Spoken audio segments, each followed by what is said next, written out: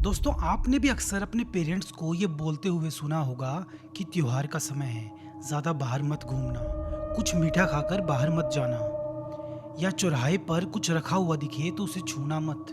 और हम उन्हें हर रोज़ का रोना धोना समझकर इग्नोर कर देते हैं, और यही गलती गुड़िया ने भी की। ये कहानी भेजी है हमारी सब्सक्राइबर पायल ने, जो यूपी के कानपुर शहर के एक छोटे से कस्बे से आती हैं। उनकी फैमिली में 4 लोग हैं। उनके पिता नवीन, माँ सावित्री, पायल और उसकी छोटी बहन गुड़िया।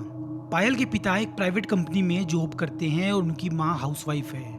ये बात है 2017 की, जब पायल की उम्र लगभग 18 साल और गुड़िया की उम्र 15 साल रही होगी। तो फाक के दिन सावित्री ने दोनों बच्चों को अपने पास बुलाया और उन्हें सख्त आवाज में समझाया कि बेटा देखो, त्योहार का समय है, तुम खेलो कूदो जो मर्जी करो, पर टाइम से घर आ जाना और ज़्यादा यहाँ वहाँ मत घूमना। और एक बात ध्यान रखना, इस समय लोग चौराहे पर कुछ ना कुछ रख देते हैं, उससे जितना हो सके बच के निकलना। अब पायल तो समझदार लड़की थी, उसे अपनी माँ की बात समझ आ गई और उसने हामी भर दी। पर गुड़िया घर की छोटी बेटी थी, उसका नेचर ऐसा ही था जैसे घर के छोटे बच्चों का होता है, रिबेलियस टाइप। वो मनी मन बुदबुदा रही थी कि ये माँ भी मेरी व्हाट्सएप आंटी की तरह डेली शुरू हो जाती है।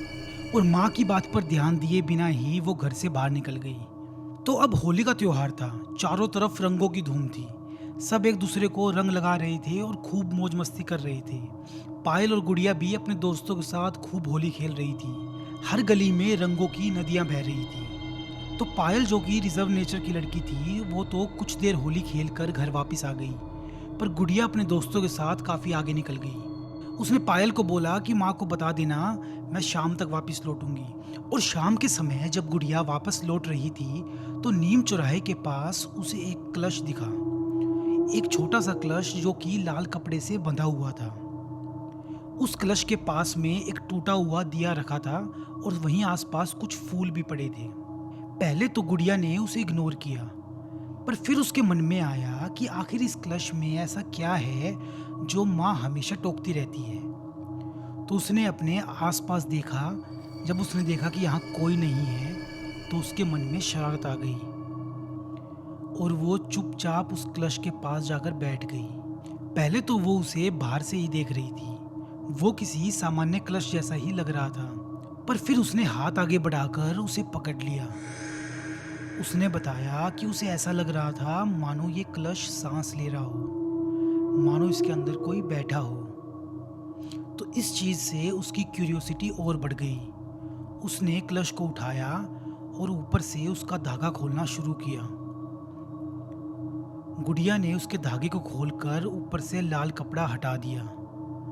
गुड़िया बताती है कि जैसे ही उसने लाल कपड़ा हटाया, उसको ऐसा फील हुआ मानो 1 सेकंड के लिए हवा रुक सी गई हो, कुछ थम सा गया हो। और उसने अंदर झांक कर देखा।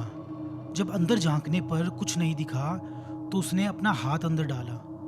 जब उसने हाथ अंदर डाला तो उसके अंदर कुछ राख और हड्डी के टुकड़े थे। उन्हें देखकर गुड़िया को लगा कि ये क्या फालतू चीज है, और उस कलश को वहीं फेंक कर वो वापस आ गई। आज गुड़िया देर रात तक घर पहुंची। सब लोग पहले से ही उसके लिए बहुत टेंशन में थे। जैसे ही उन्हें गुड़िया दिखी, सब ने राहत की सांस ली और सावित्री ने उसे डांटा भी कि मैंने तुम्हें बोला था ना टाइम से घर आ जाना, तुम बच्चे कभी नहीं सुनते। जाओ अब अपने हाथ मुंह धो लो, मैं डिनर लगा देती हूँ, खाना खा लेना। पर गुड़िया ने कोई जवाब नहीं दिया। वो चुपचाप अपने रूम में गई और बोली, मुझे भूख नहीं है। अब सावित्री को ये बड़ा अजीब सा लगा, पर उसे लगा ठीक है, भूख नहीं होगी, बाद में खा लेगी। उसने बाकी सबका खाना लगा दिया। और जब रात को सावित्री खाना लेकर गुड़िया के कमरे में गई, तो उसने देखा गुड़िया बुखार से तप रही थी। उसने तुरंत ही डॉक्टर को फ़ोन लगाया और पास के ही डॉक्टर को घर पर बुलाया। जैसे ही डॉक्टर घर पर आए, उन्होंने गुड़िया का चेकअप किया और बताया कि इसको वायरल फीवर हो गया है। कोई टेंशन की बात नहीं है, पूरे दिन होली में ठंडे पानी से खेलने की वजह से बीमार हो गई होगी। मैं इसकी दवाइयाँ लिख देता हूँ, ये ठीक हो जाएगी, आप लोग बेफिक्र रहें। रात को तो उन्होंने गुड़िया को दवाई देकर सुला दिया। पर सुबह जब सावित्री गुड़िया के कमरे में गई, तो उसने देखा गुड़िया बेड पर लेटी हुए छत को घूर रही थी और उसकी आंखें बिल्कुल सफ़ेद थी। उसकी आंखों की काली पुतलियां गायब थी। जब सावित्री ने ये देखा तो वो जोर से चिल्लाई और उसकी आवाज़ सुनकर घर के सभी मेंबर्स भागते हुए आए और सबने देखा कि गुड़िया लेटे लेटे कुछ बड़बड़ा रही है। गुड़िया बोल रही है कि अब ये हमारे साथ रहेगी, ये कहीं नहीं जाएगी, ये हमारी फैमिली की मेंबर बन चुकी है, ये हमारे साथ रहेगी। तो गुड़िया की बातें कुछ समझ ना आने पर पायल ने उससे पूछा भी कि अरे गुड़िया, क्या हो गया तुझे, किसके बारे में बात कर रही है तू, कौन रहेगी हमारे साथ?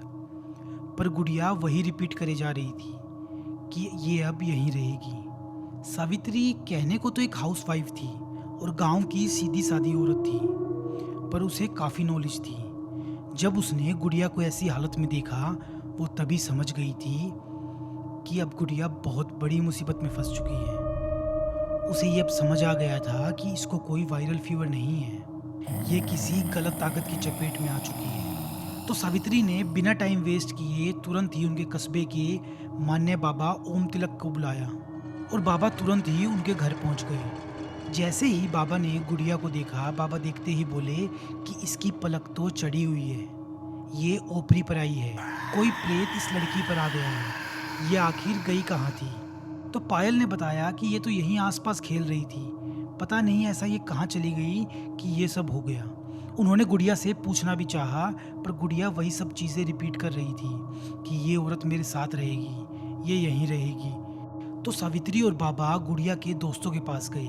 उन्होंने बारी बारी सबसे पूछना शुरू किया कि आखिर गुड़िया गई कहाँ थी। तो उनमें से एक लड़की ने बताया कि आखिरी बार मैंने गुड़िया को नीम के चौराहे पर बैठे हुए देखा था। जब मैं शाम को लौट रही थी तो गुड़िया वहीं चौराहे पर बैठी थी। मैंने उसे आवाज़ भी लगाई, पर उसने मेरी तरफ देखा भी नहीं।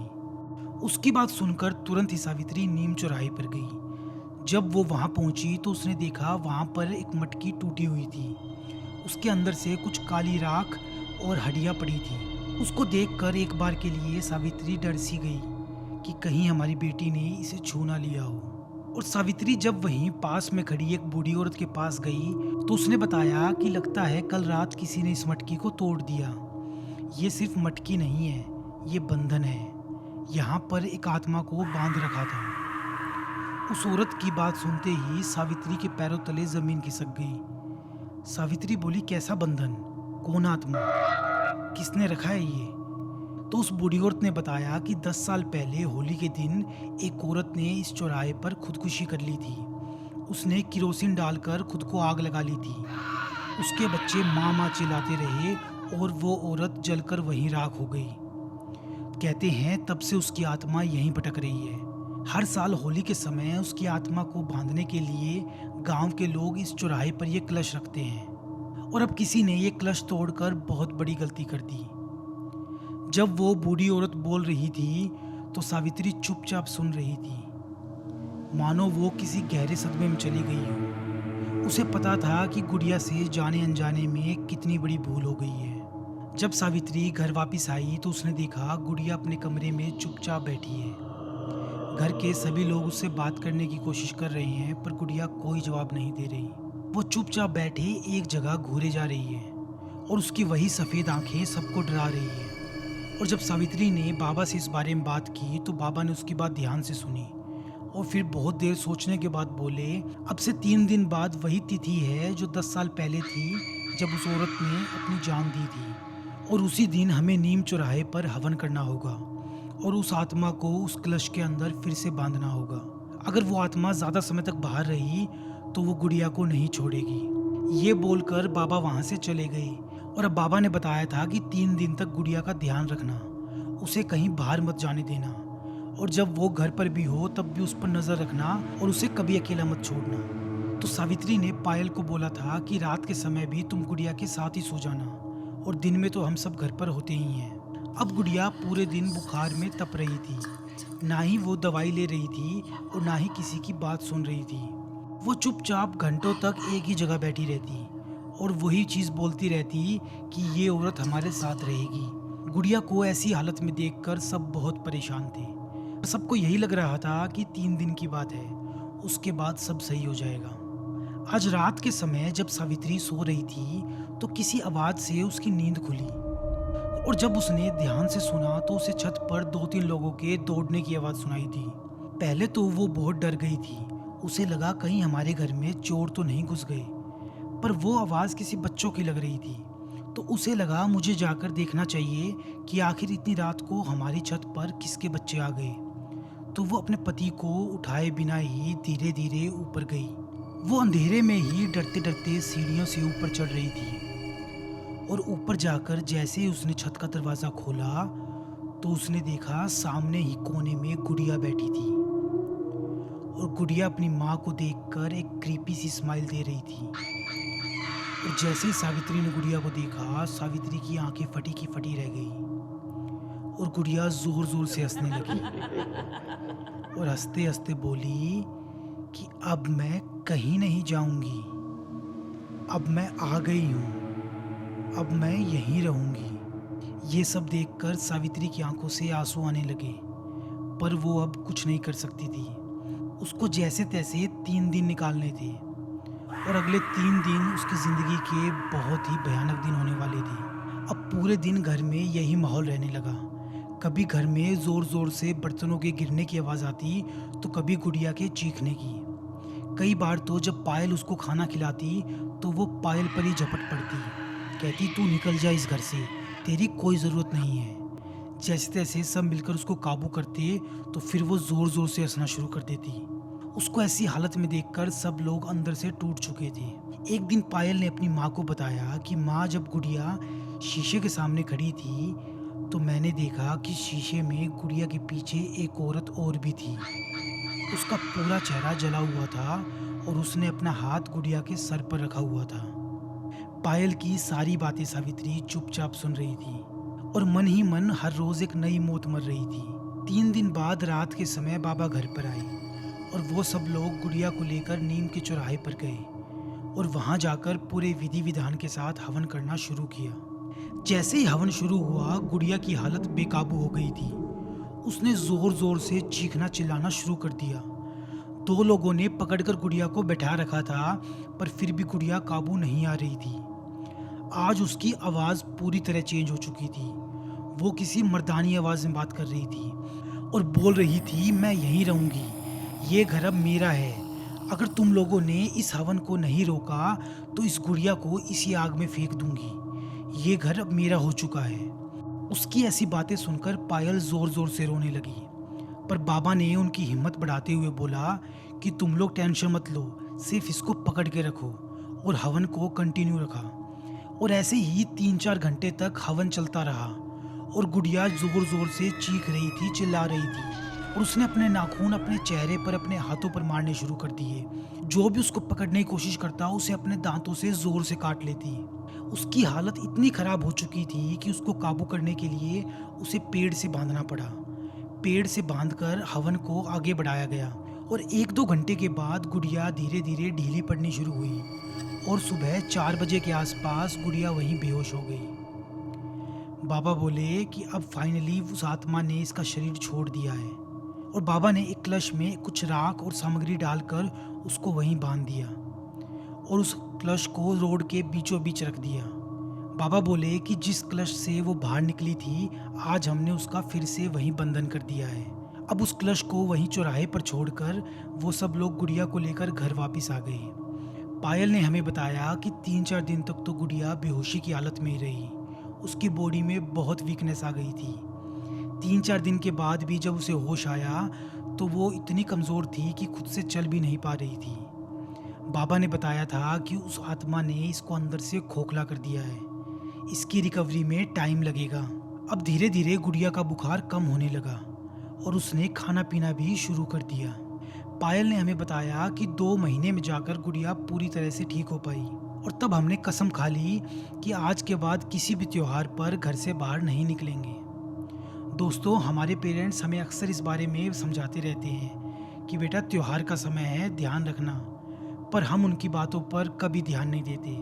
हमें लगता है ये इनका रोज़ का नाटक है, ये ऐसे ही करते रहेंगे। हमारे पेरेंट्स हो सकता है कम पढ़े लिखे हों, पर उन्होंने दुनिया हमसे ज़्यादा देखी है। उन्हें हमसे ज़्यादा एक्सपीरियंस है। उन्हें पता है कि इस दुनिया में कुछ ऐसे लोग भी हैं जो हमारा सिर्फ बुरा चाहते हैं, जो हमारे साथ कुछ अच्छा होता हुआ नहीं देख सकते। तो दोस्तों ये थी आज की कहानी। मैं उम्मीद करता हूँ आपको अच्छी लगी होगी। अगर आपको भी पसंद आई है तो कमेंट करके ज़रूर बताना। दोस्तों आपके लाइक्स और कमेंट से हमें कोई पैसे नहीं मिलते, पर इससे हमें हौसला मिलता है कि हमारी इतनी मेहनत आप लोगों तक पहुँच रही है और आप पसंद कर रहे हो।